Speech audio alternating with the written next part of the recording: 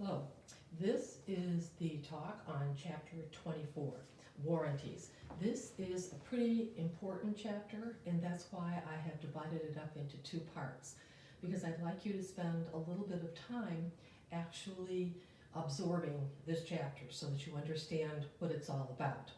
So I've broken it into two parts. The first part, we go through express and implied warranties. The next part, we'll talk about harm of defective products and some other theories of liability for them. I would like, as you're doing this chapter, you to look around your house and see how many things you have that actually have either an express warranty, an implied warranty of some sort, or have no warranty whatsoever.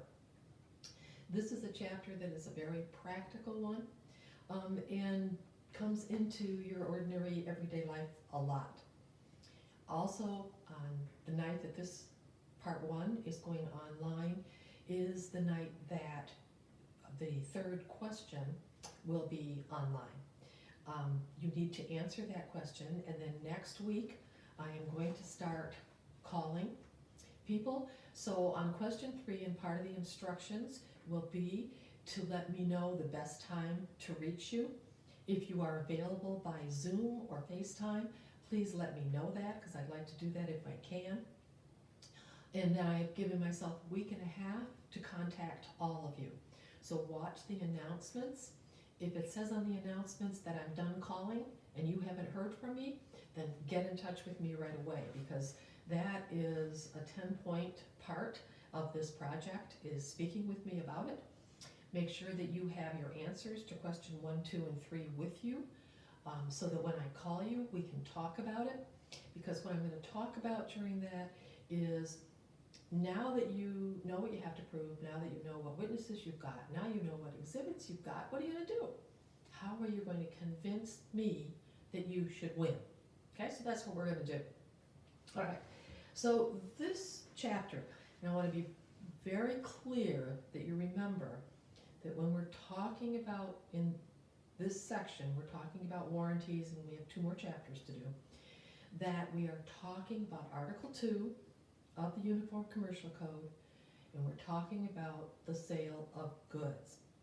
So the first thing that you have to establish is that you are talking about goods. Go back to that chapter where it talks about the nature of sales, and make absolutely certain that you can tell the difference between a contract that is about goods and a contract that is not about goods, because you will need to know that for the third test that we're doing. I can tell you right now that that will be where you will have to start on the essay question. Is this a contract governed by Article 2, or isn't it, and why? Okay, so that's the first thing that you need to know. Now, if you have a problem with a product, there are a number of legal theories that you can use if you are going to go to court or any other where you're going to resolve this dispute. We have different legal theories now under Article 2, because our whole way of getting goods has changed. We don't go to the person who's actually making the goods and buy them from them. I mean, if you, when we were an agricultural nation, if you needed new wheels for your wagon, you went to the person who made the wheels. You could probably watch them making them if you wanted to. You knew who it was, you talked to them. If they were making promises, they made them right to you, you were right there. Well, that doesn't happen anymore. It's not, we have our supply chain, we have the people who manufacture it, we have the people who make the parts of it. It's a very different kind of world. So we have to have different theories if we wind up with a defective product. These theories of liability are express warranty, implied warranty. Those are under Article 2. Then we also, though, still have the theories that we talked about in the first section of this class. Negligence, fraud, intentional tort, but it's usually fraud, and strict tort liability. So those 5 theories, make sure that you know those 5 theories for that last test too. Those 5 theories are what you use if you have a defective product. And when we start talking about, who can recover, who can they recover against, what kind of harm you have, remember we have to be talking about a defective product. Okay, so what kinds of harm can you have from a defective product? Well, you could have something that harmed you personally. Remember the last chapter I talked about what happens if you go to a hair salon and you're getting coloring on your hair. That could burn your head, that could leave scars. That would be a personal injury if there was something, if it was a defective product, there was something wrong with the chemical composition of the dye that they were using. You could have harm to property. Your personal property could be injured. It could be something where it just burns a hole through it, and it wasn't supposed to do that. Okay? Or you could have a harm to your economic interests. A lot of this is regarding business activities, and remember we cover merchants and non-merchants in Article 2. We cover new goods, we cover second-hand goods. So you could have an economic interest that is destroyed by some kind of defective product. All right, so let's talk a little bit about product liability, because product liability is still in the court system often. It is something that could be devastating depending on the product. And we do hear a lot in the news about recalls, about products that have turned out to be not what they were supposed to be, like Takata airbags. We hear a lot about this. So, long time ago, maybe, I don't know, chapter 9 or 10, we talked about privity of contract, and I just want to remind you what that was. That privity of contract was a concept that said that the only person you could sue if there was a problem was the person that you dealt with. So the parties to a contract were in privity of contract with each other. And if something went wrong, they could sue each other. Well, that doesn't work too well when the product you're getting was probably made a long time ago, a long ways from you, and a lot has happened between the time that they got the parts for your product, that they put them together, that they packaged them, that they put them on a carrier, that they delivered them somewhere, and then you eventually wound up with them. There's a lot of people between you and where that product originally came from. So the concept of privity of contract is really gone now. It just doesn't apply. So it's been abolished if there has been a personal injury to a member of the buyer's family or household or a guest of the buyer. In the book, you may want to look, this is on page, again in the version that I have, page 457, and there is a section where it talks about who can recover, and it talks about what state has adopted what, and Michigan has adopted alternative A. It is one of the stricter definitions. It narrows it down exactly who can get it and who can't get it, but Michigan has adopted alternative A, and you can look at the book and find out exactly where that is. All right, so who's liable? Well, the seller, definitely. The seller that you got it from could be liable. But also the manufacturer could be liable, or it could be the manufacturer of component parts of the product that you bought. So it's not nearly as restrictive as to who you could sue if there's a defective product and it has caused injury. All right, now, express warranties. This is the first theory of liability that we're going to talk about, express warranties. Now, express warranties are something that the defendant has made a statement about the product. And we're going to go back through this in just a second. You bought it because of that statement, and now there's been damage to you.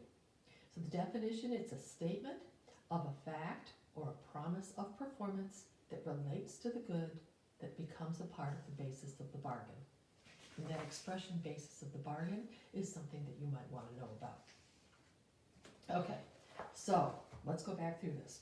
First of all, it has to be a statement of fact. And a statement of fact here does not necessarily mean words that you have actually said.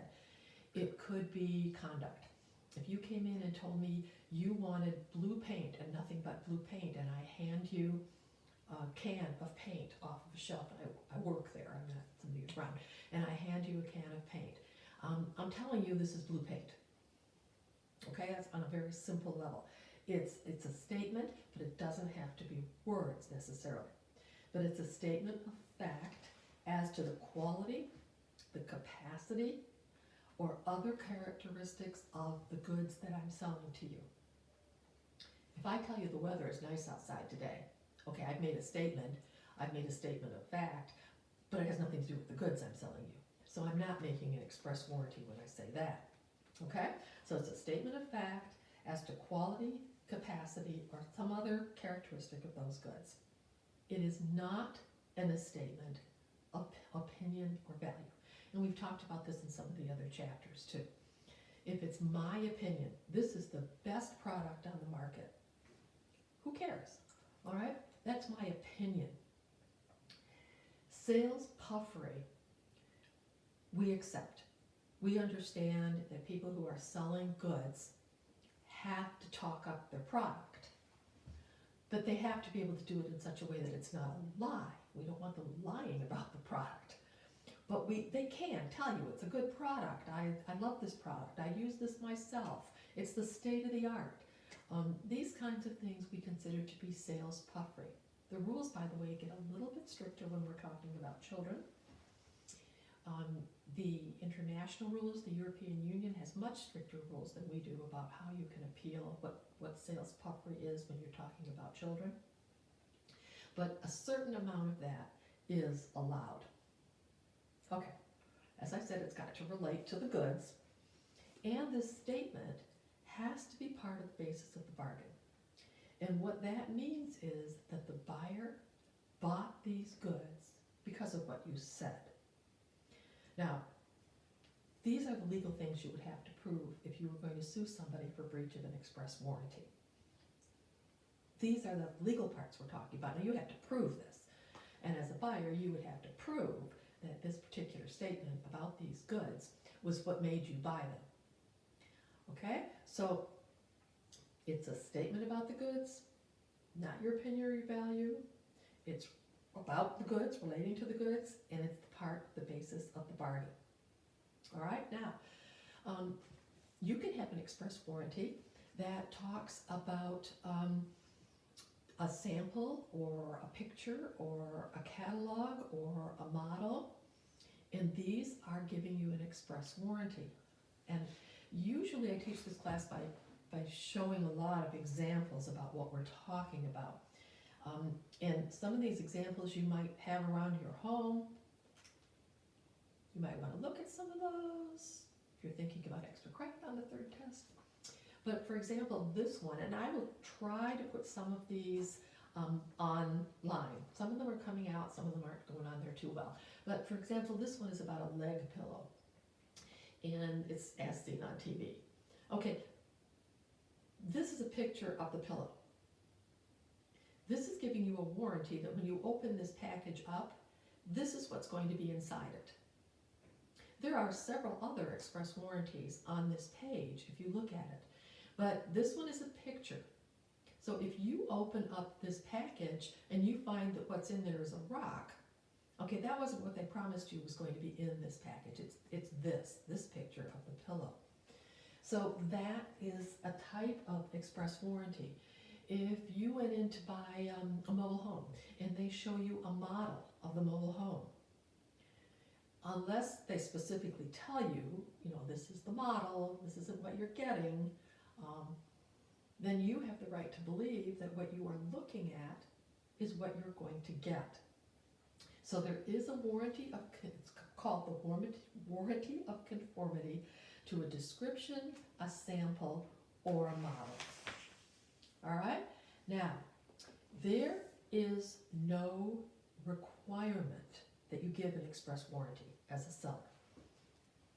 There's no requirement that you give that. Now, as always, there are some exceptions. And there is an exception in Michigan, and I'm not quite sure why this is the exception, but this is, it's MCL, which is Michigan Compiled Laws 445.1082, and I'll put this online. But if you are selling a wheelchair or leasing a wheelchair, you have to give an express warranty.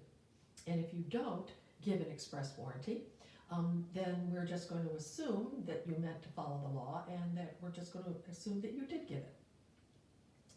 And what it is, that the duration of the express warranty can't be less than a year after the first delivery of a new wheelchair, or 60 days if it's used, refurbished, or reconditioned.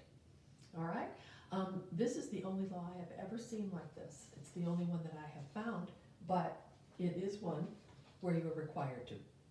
Not the normal rule. The FTC, a federal administrative agency, is the one that governs this, and they do not require you to give express warranties. All right, so if you do give an express warranty, there's a couple of different types. There is either a full warranty or a partial warranty. Most warranties are limited warranties, not full. A full warranty says that the seller will fix or replace a defective product. Remember, it's got to be defective. Will fix or replace a defective product within a reasonable amount of time at no cost to the buyer for the life of the product, not the owner. Now, the only one where I have ever found there to be a full warranty was on Sears Craftsman Tools. Now, of course, Sears has sold Craftsman Tools, and the latest warranty that I have found regarding Craftsman Tools reads like this, and I'll try to put this one on, but it says lifetime warranty. Craftsman hand tools have a full warranty. Now, for a while, they took the full warranties off completely, but it seems as if they have brought it back in for hand tools only. And what it says, if any Craftsman hand tool ever fails to provide complete satisfaction, return it for repair or replacement. Now, that may not be true now under the new ownership, but that was the only one I could ever find where they actually gave a full warranty. If it is not a full warranty, it's a limited warranty. And almost everything that you get will have a limited warranty. And the limited warranties are all different. They're on parts, they're on labor, the time periods that they have are different. Your obligations under that may be different. For example, I got a limited warranty on a pair of nail scissors at one point, and when I was actually reading it, in order for me to take advantage of this limited warranty on a $10 pair of nail scissors, I had to package them, I had to insure them, I had to send it back to the manufacturer with this insurance on there. And it had to be within, I believe it was a very short period of time, 90 days or something. It was good to know that warranty, which was pretty much useless because it would have cost me way more than the item to actually get it packaged up and sent back to the manufacturer and insure the package for delivery while it was there. But I knew that. I knew that that was the limited warranty. It was given to me in writing, and that's what it said. Read some of the limited warranties that you get with products that you buy so that you know what your obligations are or aren't under this limited warranty that you have. Okay, those are your express warranties. Remember, with very few exceptions, you're not required to give an express warranty. All right. The other theory under Article 2 when you have a defective product is an implied warranty. And by the way, if you breach an express warranty, there's basically no defense. If the express warranty is false, you've breached. And there's literally no defense if it turns out that you gave the warranty and it was false. All right, so implied warranties.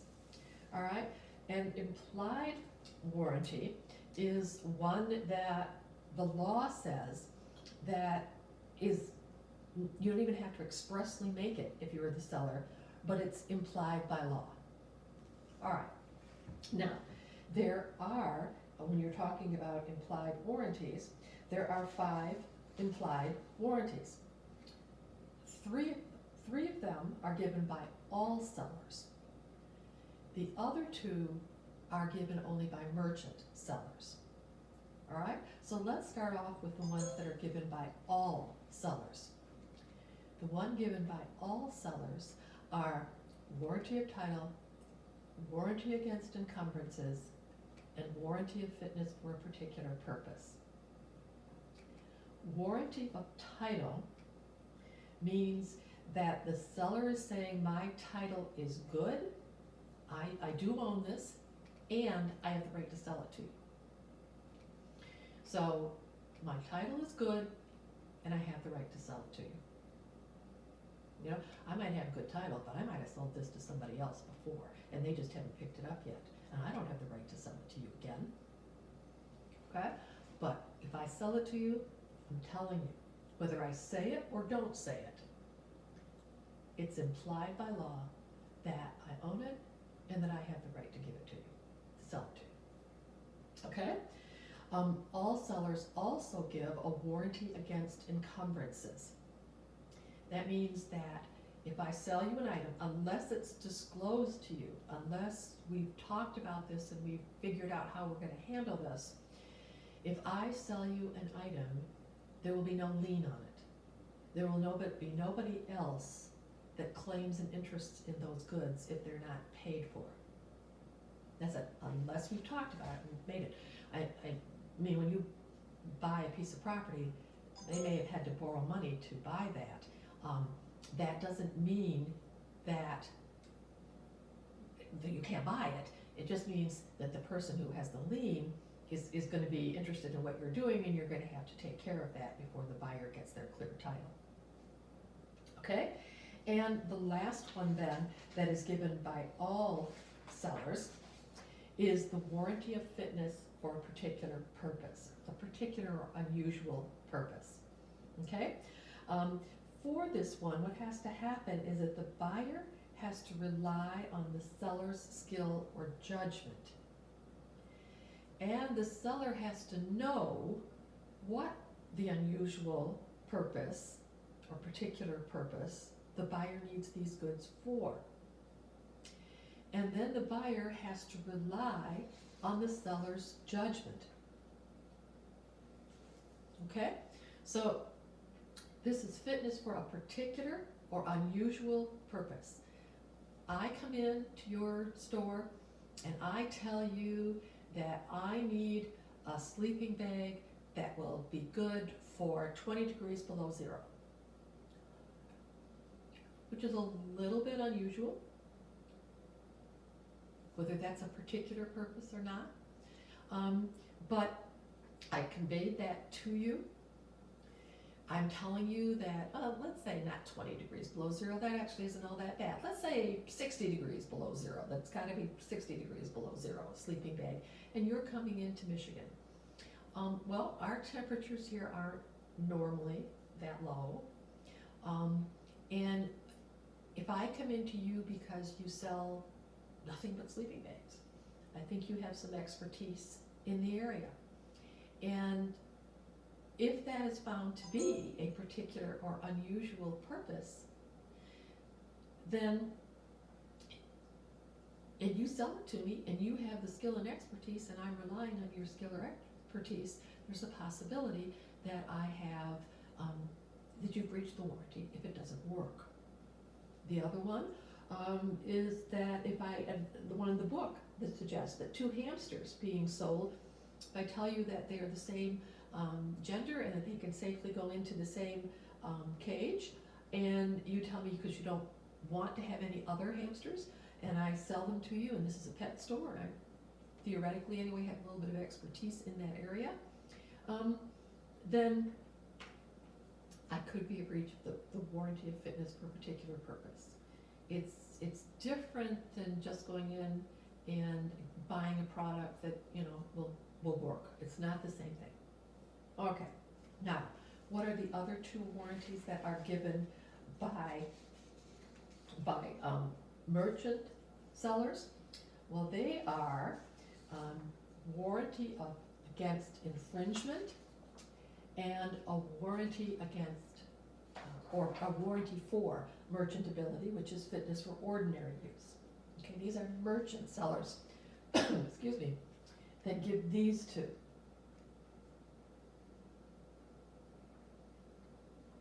The warranty against infringement says, I'm the seller and I'm not violating anybody's copyright.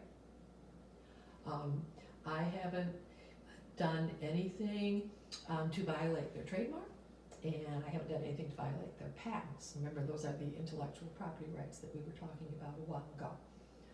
That I'm selling to you, it's okay for me to sell these, it's okay for you to buy them, we're not hurting anybody else in the process here. Remember, that one's for seller. All right, merchantability is the one that everybody assumes they would be getting from any seller, but this is only a merchant seller. Merchantability is fitness for normal use. It is an implied warranty that the goods are fit for the ordinary purpose for which they're sold. Okay, that's the one that people think they're getting all the time and they might not be getting. All right, so that's the one that says that if I sell you, what can I sell you? If I sell you a razor, then it's going to cut. It's just that it's going to work. If I sell you a toaster, it's going to toast bread. Just the ordinary use of that product. Merchantability says that it's going to work for its ordinary purpose. I haven't made any big deal with you about what we're going to do with it. We haven't discussed that. We're all set with that, and it's just, it works. Okay, so that's the warranty of merchantability. All right, now there are a couple of implied warranties and particular types of sales, and that's where we're going to end today, and then pick up after this on the next one. All right, the particular sales are if it's on a buyer's specifications. If I'm the buyer, not the seller, the buyer. If I'm the buyer and I give you the specifications, I tell you this is what I want you to give me. I want you to make it this way. I want you to use these component parts. I want you to use this formula. I'm telling you what to do. I give you the exact specifications. Then there's no warranty of fitness for a particular purpose. I'm not relying on your skills. I'm telling you what to do. So then there's no warranty of fitness for a particular purpose. The warranty of merchantability applies to both new and used goods. Now, we haven't gotten to disclaimers. We're going to get to disclaimers in part 2 of this. We'll get to disclaimers, but for right now, we're just talking about what goes on. I'll talk more next time about how you can take this back, okay? For merchantability includes new and used goods, but used goods are not expected to perform as well as new goods. So warranty of merchantability says that they would be fit for the normal use of secondhand goods. So maybe not last as long, maybe not be as sharp, but it still applies. All right?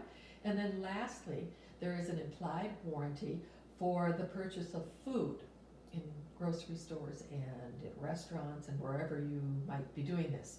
And that is that the food that you're buying is okay to eat. And there is a dispute among the courts, so much so that, for example, and I read packages when I'm getting these, but this is for one of Marie Callender's pies. It's just part off the back from that. And it warns you that Marie uses real berries that may include an occasional thorn or stem, because there is a split in the courts about what happens if it's a foreign substance in the food, something that you would never think would be in, like, a mouse, okay, in a bottle of Coca-Cola. That would be a foreign substance. You would not expect that there. But if it's one that you could possibly happen. Such as in this one, if you are using berries, you might have the thorns or something from the plant that could possibly be in there. If you're eating a product that has fish that has bones in it, there could be a bone in there. It would be reasonable to expect that. If you're eating cherry pie, it might have a cherry pit in there. That would not be unusual. And there's a split in the courts about whether it's a violation of the warranty if it's some natural substance that could be found in that product. There's really no question if it's a foreign substance. We don't want mice in our food. That's not an issue. That's something that just shouldn't be there. That would be a violation of the warranties. It gets a little trickier when it's a bone in a fish product, a cherry pit in a cherry product of some kind, and there's a split in the courts on that part. Okay, now in order to care about any of these theories of liability, we have to have a defect in the product, and that's where we will pick up next time.